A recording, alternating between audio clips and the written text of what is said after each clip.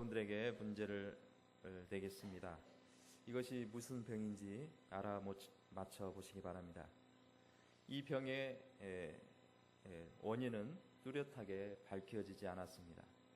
자라는 아이들이 3분의 1 정도가 일반적으로 경험한 것으로 알려져 있습니다. 밤중에 아픔을 호소하다가 아침이 되면 아무렇지 않았던 것처럼 다시 왕성한 활동을 하게 됩니다. 한 1, 2년 동안 간헐적으로 통증을 호소하다가도 성장과 함께 자연스럽게 극복되는 질병입니다. 이 병의 이름은 무엇입니까? 일반적으로 성장통이라 이렇게 명명하고 있습니다. 저도 어렸을 때 홍역을 치르다라는 말을 많이 들어봤습니다. 그리고 이 얼굴에 불그스름하게 두드러기가 나고 열이 나는데 그 홍역을 치르게 되면 그 다음부터가 그런 홍역이 다시금 오지 않는다. 인생에도 이렇게 홍역이라는 순간순간에 그런 위기가 있고 또 그 위기를 극복하면 또 좋은 그런 환경이 또 찾아오는 것을 볼 수가 있습니다. 신앙생활에서도 여정의 성장통을 경험하게 됩니다. 본문의 이스라엘 백성은 출애굽기 14장에서 그들의 전 생애를 통해서 가장 놀라운 경험을 갖게 되었습니다. 홍해가 갈라지고 그들을 포로로 삼았던 바로의 압제에서 온전히 해방되는 경험을 하게 된 것입니다. 이스라엘의 홍해 체험은 일종의 구원의 체험과도 같습니다. 하나님의 살아계심을 믿게 되고 그들이 하나님의 자녀가 된 기쁨을 만끽하게 된 것입니다. 그들은 홍해를 건넌 후에 찬송을 불렀고 춤을 추었습니다. 한마디로 말해서 하나님의 백성이란 맛을 봤던 것입니다. 지금까지는 노예 생활을 했던 사람들이 살아계신 하나님께서 그의 백성들을 데리고 그 면전에서 자신들을 괴롭혔고 속박했던 그러한 애굽인들을 처참하게 무너지는 것을 면전에서 목격하게 된 것입니다. 이제는 탄탄대로로 아무 걱정이 없어 보이고 모든 것이 아무런 불편함이 없이 기적과 같은 삶이 펼쳐질 것이라는 기대를 가져보게 된 것입니다. 모든 것이 새로워진 것입니다. 그들은 이제 하나님이 예비하신 약속의 땅을 향하여 행진하는 순례자가 되었습니다. 낮에는 구름 기둥으로, 밤에는 불 기둥으로 하나님의 임재와 함께 그 백성들이 하나님의 인도를 받게 된 것입니다. 얼마나 신바람 나는 인생이겠습니까? 그 감격과 그 기쁨은 이루 말할 수가 없을 것입니다. 우리나라도 2002년도 월드컵 4강을 처음으로 진출했을 때 아마도 그때의 감동과 감회는 지금도 잊혀지지 않을 것입니다. 이처럼 축구 경기도 그렇게 기분 좋고 감동이 넘치는데 그때 이스라엘 백성들이 느끼는 그 감동은 얼마나 크겠습니까? 그런데 그 감동이 불과 사흘을 지속하지 못했다라는 것입니다. 그들은 그 홍해길을 넘어서 서로 간에 들떠있는 관계 속에서 홍해 사건을 회상하고 얼마나 서로 이야기를 나누면서 그 감격과 또 그 기쁨과 그 즐거움을 서로 간에 나눴을 것이라는 그러한 짐작을 충분히 하고도 남을 것입니다. 그런데 사흘길이 걸었는데도 불구하고 물이 없고 먹을 것이 없습니다. 갈증으로 너무나 허덕인 나머지 지쳐서 더 이상 갈 기운도 조차도 사라지고 만 것입니다. 이 이스라엘 백성들은 그 감격이 어느새 사라지고 현실이 보이게 된 것입니다. 행군한 지 사흘 만에 그들이 겨우 만난 것이 마라에서 도착하여 그 우물물을 마시게 되었던 것입니다. 서로 마시려고 그 맛을 입술에 혀에 대자마자 그 꿈은 산산이 조각이 된 것입니다. 그 물은 쓴물이었기에 마실 수 없고 또한 삼킬 수 없는 그러한 물이었던 것입니다. 때로는 병들어서 누워있는 사람들이 발생이 되었고 그 쓴물을 토해내면서 원망과 저주의 말들이 나오게 되었던 것입니다. 불과 3일도 안 되어서 모세를 향하여 원망하고 있는 것입니다. 그만큼 사람은 변덕이 심하고 또 요동이 심하다는 단적인 예를 보여주고 있는 것입니다. 하나님의 은혜를 경험한 성도는 조금 어려움이 있을지라도 지난날의 은혜를 기억한다면, 하나님께서 그렇게 기적을 베푼 사건을 목격했다면 결코 원망할 수가 없는 것입니다. 아브람과 조카 롯의 경우를 보면은 이 롯은 롯과 아브람이 같이 있었는데 서로 간에 다투니까 아브람이 롯을 향해서 서로 다툴 것이 아니라 서로 자리를 잡아서 자기의 털을 잡는 것이 좋겠다 해서 롯에게 먼저 우선권을 부여합니다. 롯은 요단들을 보면서 소알같이 물이 넉넉하고 여호와의 동산 같다라고 표현을 합니다. 그리고 롯은 아브라함에게 먼저 양보하는 것이 아니라 자신이 좋은 것을 선택하게 됩니다. 문제는 여기에 있습니다. 롯이 삼촌의 은혜를 기억했다면 결코 소돔과 고모라의 멸망의 비극을 맛보지 않았을 것입니다. 롯이 아브람에게 아닙니다. 아브람 삼촌께서 좋은 땅을 차지하십시오라고 했다면 아마도 소돔과 고모라의 그러한 멸망을 받지 않았을 것입니다. 바로와 같은 원망이 또한 불뱀을 통해서 또 나타납니다. 민수기 21장에 보면은 식물도 없고 물도 없다고 불평할 때에 하나님께서 불뱀을 일시에 보내어서 백성들을 물게 합니다. 광야에서 치명적인 동물 중에 이 불뱀은 너무나 독한 독을 가지고 있습니다. 한번 물리면은 상당히 고통을 겪게 되고 얼마 되지 않아서 죽게 되는 그러한 무서운 동물입니다. 지금까지는 하나님께서 그 독한 불뱀에게 물리지 않도록 막아주셨습니다. 그런데 이스라엘 백성들은 그 사실을 잊어버리고 살았던 것입니다. 그것은 당연한 것으로 여겼다는 것입니다. 바로 원망과 불평은 은혜를 잊어버리면서 생기는 감정 표현인 것입니다. 반면에 요셉은 그 형제들을 원망하고 모든 잘못을 탓할 수 있겠지만은 그렇게 하지 않고 하나님의 섭리로 여겼습니다. 하나님께서 생명을 구원하시려고 형제들을 보다 먼저 보냈다라고 오히려 형들을 위로하고 있다는 것입니다. 성도들에게는 고난이 찾아오게 됩니다. 그 고난은 믿음의 성숙을 가져오게 되고 더욱 하나님을 의지하도록 만들어주고 있는 것입니다. 이것이 바로 하나님의 자녀들이 겪게 되는 성장통의 경험이었던 것입니다.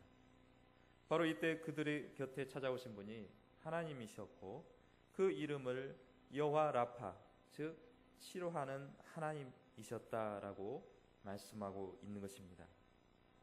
바로 이런 이스라엘의 경험을 통해서 우리가 배우고 물어야 할 중요한 질문을 얻게 됩니다. 치유하신 하나님의 은혜를 입기 위해서는 우리가 해야 될 일이 있습니다. 믿음의 여정을 통해서도 그 고통을 만났을 때에 우리가 해야 할 일이 있는 것입니다. 먼저 구원 후에는 광야의 길이 있음을 기억해야 합니다. 하나님 믿고 예수 믿으면 모든 것이 다 부유해지고 풍족해지고 어려움도 없는 것이 아니라 이 광야의 길을 겪게 된다라는 것입니다. 다시 말해서 이스라엘 백성들이 홍해를 건너면 다 끝난 줄 알았지만은 그것이 시작에 불과하다는 것입니다. 22절에 보면은 그들이 나와서 수르 광야로 들어가서 바로 가나안 땅에 좋은 길도 있지만은 수르라는 광야로 들어가도록 하나님께서 인도하셨습니다. 예수 믿고 구원받는 것으로 모든 것이 끝난 것이 아니라 이제는 천국에 갈 때까지는 신앙의 여정이 시작된 것입니다. 우리가 예수를 구주와 주님으로 영접하고 구원받은 것은 놀라운 경험인 것입니다. 인생의 그 어떤 사건에도 비교할 수 없는 가장 의미 있는 경험인 것입니다. 그러나 기억할 것이 있습니다. 이 구원의 경험은 놀라운 경험의 시작에 불과하다는 것입니다. 이제부터가 정말 중요한 것입니다. 우리 모두는 이 광야 길을 통해서 영원한 약속의 땅으로 가야 한다는 것을 잊지 말아야 합니다. 다시 말한다면 이 광야 길에서 겪어야 할 어려움이 있듯이 성도들에게 겪어야 할 고난이 있다는 것입니다. 그렇다면 그런 고난만 있고 괴로움만 있을 뿐 아무런 해결책이 없는가라는 질문을 할 수 있습니다. 거기에 대한 대답은 해결책이 있다라는 것입니다. 광야에서 대처할 일들이 있고 도움의 손길들이 필요하듯 하나님 앞에 부르짖는 것입니다. 무엇보다도 하나님께 매달리는 기도를 우리는 때마다 날마다 배워야 하는 것입니다. 왜 부르짖어야 합니까? 왜 하나님 앞에 매달려야 되겠습니까? 부르짖을 수밖에 없는 상황들이 인생의 길에 기다리고 있기 때문입니다. 이스라엘 백성들에게도 광야에서 당장 먹을 것이 없을 때 부르짖었어야 합니다. 그런데 백성들은 애굽에서 배불리 먹고 차라리 하나님의 손에 죽었다면 하고 모세와 아론을 원망하고 있습니다. 이스라엘 백성들은 하나님을 향해서 원망하고 있는 것입니다. 그렇지만은 비록 원망하고 불평했지만 그것조차도 하나님은 들으시고 만나와 메추라기를 준비시켜 주십니다. 또 목마를 때에 모세가 반석을 2번 치더니 반석에서 샘물이 나오고 또 바로 군대가 뒤로 쫓아오고 있을 때 모세가 바다를 향해서 손을 내밀었더니 밤새도록 큰 동풍이 불어서 바닷물을 물러가게 하는 기적이 일어납니다. 오늘 말씀에서도 모세가 여호와께 부르짖었더니 한 나무를 지시하여 물에 던지도록 했고 그 물이 쓴물이 달아지는 역사가 일어나게 된 것입니다. 하나같이 보면은 순수히 주어지는 것이 없고 가슴을 애태우게 되고 또 원망도 하고 불평도 하고 절규할 때까지 하나님께서는 기다리셨다는 것입니다. 그렇다면 하나님께서 주실 거 어차피 미리 주시면 안 되겠습니까? 이렇게 생각할 수 있습니다. 하나님의 백성이라고 하면 필요한 것이 무엇인지를 먼저 아시고 미리 주신다면 원망도 하지 않을 것이고 불평도 하지 않을 것이고 죄도 범하지 않을 것이냐라는 그러한 질문을 할 수가 있는 것입니다. 거기에 대해서 우리 성도 여러분은 어떤 대답을 하는 게 맞겠습니까?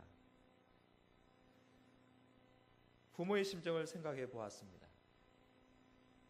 여기 계신 분들은 다 자녀들과 자녀손들을 키워보셨을 것입니다. 이 부모는 어린아이를 가르칠 때 지도할 때 잘못을 보면은 지적을 합니다.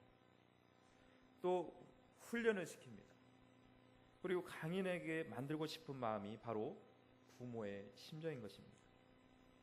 만약에 아기가 공부를 하기 싫어하고 어떤 해야 할 일을 하지 않는다면 그것을 아이가 싫어한다고 괴로워한다고 힘들어한다고 그것을 내비로 둔다면 그 아이의 장래는 그 미래를 바라볼 수가 없는 것입니다. 물론 그때마다 다르겠지만은 좀 더 잘 되기를 바라며 험난한 세상에서도 결코 굴하지 않는 자녀로 키우기 위해서는 싫어도 강도 있게 가르치고 때로는 사달라고 하면 기다릴 줄 아는 아이로 키운다면 더욱 자립심도 키우고 앞서가는 아이가 되지 않겠습니까? 저도 어린 두 자녀를 키우고 있지만은 이 아이들을 교육할 때 때로는 아이가 싫어해도 반드시 해야 할 것은 또 때로는 하도록 합니다. 그리고 아이가 힘들어도 반복해서 하기도 하고 또 그것을 하도록 유도를 합니다. 어제도 두 아이가 그 토요일날 심심하니까 그 매장에서 H 플러스에서 거기서 이제 물건을 사게 되었습니다. 제가 이제 퇴근하기 전이기 때문에 애기 엄마가 데리고 있었는데 각자 자기가 좋은 것을 하나씩 선택을 했습니다. 그리고 성진은 한 아이는 공룡을 좋아하기 때문에 공룡을 들고 2시간 동안 왔다 갔다 하면서 화장실도 안 가고 그것을 들고 다녔다고 합니다. 그리고 아빠가 오길만 기다리고 있었던 것입니다. 근데 제가 와서는 이 공룡은 네가 많이 샀으니까 좀 다른 걸로 고르면 어떻겠느냐 해서 다른 것을 선택을 로봇이란 만드는 그런 것을 선택을 했습니다. 그랬더니 2시간 동안 그렇게 붙들고 있었는데 아마도 꼭 사줘야 한다고 아내가 얘기를 합니다. 그런데 그 성진은 순순히 자기가 갖고 있는 것을 내려놓고 제가 선택한 것을 받았습니다. 그리고 집에 가서 하는 말이 뭐라고 하냐면 집에 없는 거 사주셔서 고맙다고 이렇게 얘기를 하더라고요.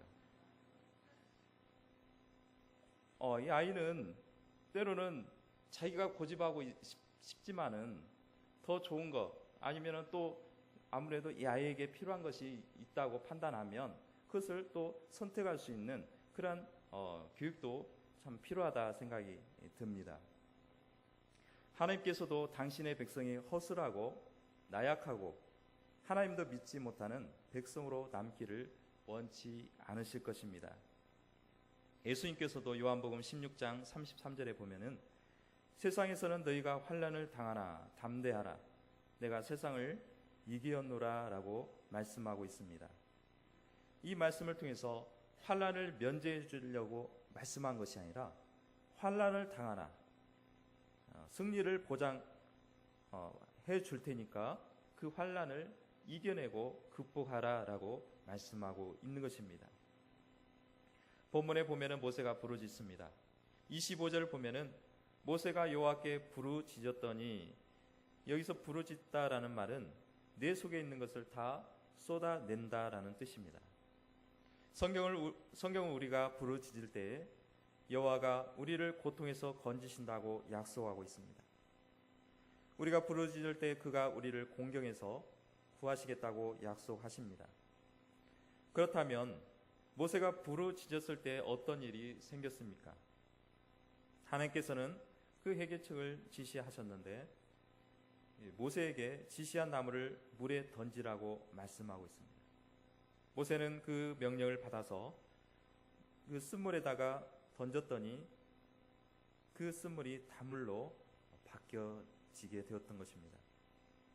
그렇다면 하나님께서 지시한 나무, 그 근방에 있는 지시한 나무를 던지도록 했는데 그 나무가 쓴물이 단물이 되도록 하는 그런 약효가 있었는가라는 생각을 해봅니다. 그 나무가 정말 약효가 있었겠습니까? 그 나무는 약효라 원래가 없습니다.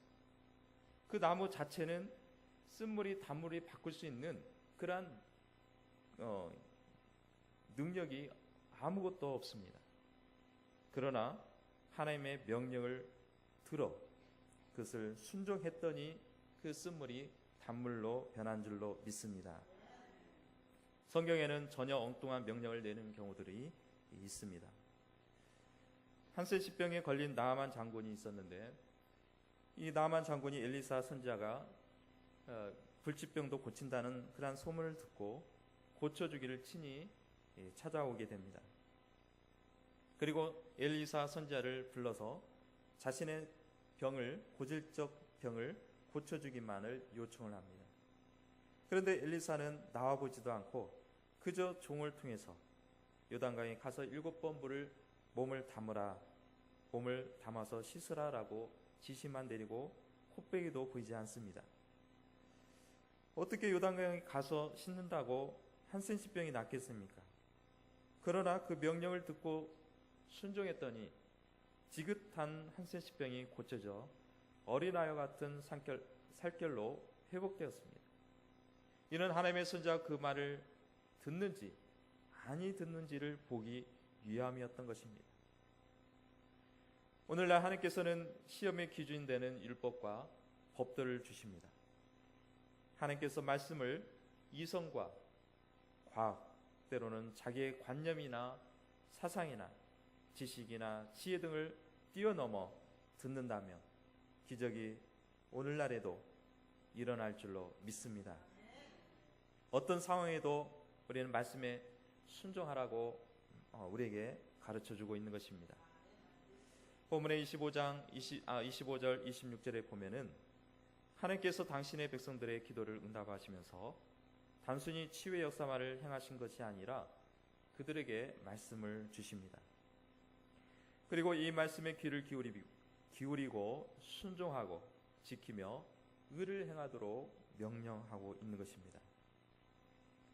그리고 마라의 샘터에서 이런 고통을 허락하신 이유도 그들이 정말 하나님의 말씀대로 사는 것을 시험할 의도이셨다라고 말씀하고 있는 것입니다. 우리가 상황이 좋을 때는 언제든지 하나님을 찬양할 수 있습니다. 그러나 우리를 둘러싸고 있는 상황이 어렵고 힘들고 또 고통스럽다면 하나님을 얼마나 붙들고 있느냐에 따라서 그 신앙의 그 믿음의 정도를 볼 수가 있다라는 것입니다. 그래서 신앙생활을 시작하는 모든 분들이나 또 우리가 신앙의 여정 속에 있는 우리 모두가 먼저 배워야 할 것은 하나님 앞에 기도하며 말씀을 붙드는 그런 삶이 되어야 되는 것입니다. 디모데후서 3장 16절에 모든 성경은 하나님의 감동으로 된 것으로 교훈과 책망과 바르게 함과 의로 교육하게 유익하니 이는 하나님의 사람으로 온전케 하며 모든 선한 일을 행할 능력을 갖추게 하려 함이라 라고 말씀하고 있습니다. 66권의 모든 성경은 우리에게 하나님께서 감동으로 쓰여져 있기 때문에 우리에게 교훈도 주시고 책망도 주시고 또 옳은 길이 무엇인지를 분별하여 가르쳐주고 있는 것입니다. 마음이 조급하고 불안하고 염려가 된다면 먼저 우리는 기도해야 될 것이고 또 그 다음에 말씀에서 그 해답을 찾아내어야 되는 것입니다. 그러므로 무엇보다도 먼저 말씀을 읽고 듣고 배우는 일에 힘쓰시고 어떤 상황에도 말씀에 순종하는 삶을 살아가시기를 축복합니다. 오늘의 본문은 그때 하나님께서 우리에게 치유의 은혜를 베푸실 것이라는 약속을 하고 있습니다. 26절을 보면은 내 모든 규례를 지키면 내가 애굽 사람에게 내린 모든 질병 중 하나도 너희에게 내리지 아니하리니. 이 말씀을 보면은 규례를 지켰을 때 질병에 걸리지 않는다는 것으로 이해할 수가 있습니다. 그러나 그것보다도 더 중요한 것은 하나님의 규례를 지키는 일, 즉 하나님의 말씀에 대한 순종이라는 것입니다. 주님께서도 병자를 고쳐주실 때에 병만 낫게 하시지 않았습니다. 반드시 죄를 용서해 주셨고 또한 천국 백성으로 삼으시는 사역을 하셨던 것입니다. 근본적인 치료는 육체의 어떤 질병이 치료가 근본적인 치료가 아니라 우리의 영혼이 죄에서 해방받고 영혼이 악에서 구원받는 것이 근본적인 치료인 줄로 믿습니다. 말씀대로 살고 순종하는 자에게 내리는 축복이 있습니다. 출애굽기 19장 5, 6절을 보면 세계가 다 내게 속하였나니 너희가 내 말을 잘 듣고 내 언약을 지키면 너희는 모든 민족 중에서 내 소유가 되겠고 너희가 내게 대하여 제사장 나라가 되며 거룩한 백성이 되리라. 너는 이 말을 이스라엘 자손에게 전할지니라. 하나님의 백성으로서 그 말씀대로 규례대로 지키고 살아간다면 제사장 나라가 될 것뿐만 아니라 거룩한 백성으로서 만방의 만인류의 모든 사람들의 부러움을 사는 그러한 민족으로 삼을 것이라는 그러한 하나님의 약속의 말씀인 것입니다. 그렇다면 우리는 이 고통에서 때로는 우리가 역경 속에서 어떻게 하면 이 건짐을 받을 것인가 라고 생각했을 때에 우리는 말씀에 순종해야 해 나가야 될 것이고, 또한 이 순종하기로 우리는 결단하면서 살아갈 때 바로 영적인 성장이 이루어질 줄로 믿습니다. 그러면 이제는 순종을 결심하고 마라의 샘터에서 다시 걷기 시작한 이스라엘 백성들에게 어떤 일들이 기다리고 있습니까? 마지막 절 27절을 보면은 그들이 엘림에 이르니 거기에 물샘 12과 종려나무 70그루가 있는지라 거기서 그들이 그 물 곁에 장막을 치니라. 불과 11km 앞전에 엘림이라는 그러한 오아시스가 기다리고 있었던 것입니다. 무려 물샘이 12개나 되었고 또 종려나무가 70그루, 70그루가 아주 건장하게 자라고 있었던 것입니다. 종려나무를 여러분들이 혹시 TV를 통해서 보셨겠지만은 그 나무가 다 자잘한 것이 아니라 엄청나게 큽니다. 그렇다면 그 나무가 지탱하고 버틸 수 있었던 것은 그만큼 물이 밑에서 많이 풍족하게 흡수를 하기 때문에 그 많은 종려나무를 키울 수가 있는 것입니다. 이처럼 마라 앞에는 엘림이라는 그러한 오아시스가 기다리고 있는 것입니다. 하나님께서도 우리에게 역경만 주고 고통만 주는 것이 아니라 그 뒤에 엘림이라는 그러한 오아시스를 준비하고 있고 또한 우리에게 주실 줄로 믿습니다. 처음부터 홍해길에 나왔을 때에 바로 엘림에 도착을 했더라면 이스라엘 백성들이 어떻게 생각했겠습니까? 아, 홍해길을 건너게 하신 하나님께서 또 엘림을 또 주셨구나. 당연하게 받아들일 것이고 앞으로도 엘림과 같은 그러한 일들만 있을 것이다 라고 생각하면서 험난한 일에 대해서 전혀 생각하지 않을 것입니다. 험난한 길보다는 오히려 달콤한 길만 찾아 나설 것입니다. 하지만 하나님께서는 쓴맛 뒤에 느끼는 단맛을 보게 하시고 진정한 단맛을 느끼게 하셔서 그 엘림에 도착하게 된 것입니다. 그렇다면 그 엘림이 이스라엘 백성들이 가고자 하는 종착역입니까? 결코 아닙니다. 엘림은 가나안 땅을 가기 이전, 훨씬 이전에 하나의 쉼터에 불과하고 잠깐 머무는 그러한 장소였습니다. 우리도 때로는 이 엘림이라는 곳에 도착해서 안주할 것이 아니라 저 천성을 향해서 천국을 향해서 우리는 계속해서 하나님의 명령에 순종하며 살아가며 하나님의 때로는 힘든 일이 있을지라도 믿음으로 극복하시기를 축복합니다. 가나안 땅을 가기까지는 먼 여정 속에서 이 마라라는 쓴물이 필요했던 것입니다. 마라라는 그러한 쓴물이 있었고 또 배고픔이란 또 고통도 있었겠지만 그 과정 속에서 하나님께서는 또 다른 좋은 것을 준비하시고 또 가나안 땅에 가기까지의 모든 여정들을 인도해 주신 것입니다. 때로는 우리는 엘림이 보이지 않는다고 해서 또 당장 우리에게 눈으로 확인할 수 없다고 해서 미래가 없다라고 생각하면 결코 안 되는 것입니다. 분명히 우리는 마라라는 그러한 역경 속에서 분명히 하나님께서 엘림을 준비해 주시겠지라는 그러한 기대와 또한 또 그러한 간절함을 통해서 우리는 내일을 준비해 나가야 될 것입니다. 만일 우리가 부르짖어 기도하고 말씀을 붙들고 살 각오만 되어 있다면, 만일 우리가 순종의 삶을 결심하고 있다면 주님은 오늘 마라의 쓴물을 먹고 토하고 주저앉은 우리들을 향해서 다가오십니다. 그리고 주님은 이제 우리를 치유하고 계시는 것입니다. 우리의 병든 몸을 치유하시고 우리의 병든 마음도 치유해 주시고 우리의 가정도 직장도 사업장도 치유해 주시는 것입니다. 치유의 하나님께서 저와 여러분의 슬픔이 기쁨으로 변한 삶이 되시고 삶의 현장에서 하나님의 은총이 넘쳐나시기를 주님의 이름으로 축복합니다. 기도하시겠습니다.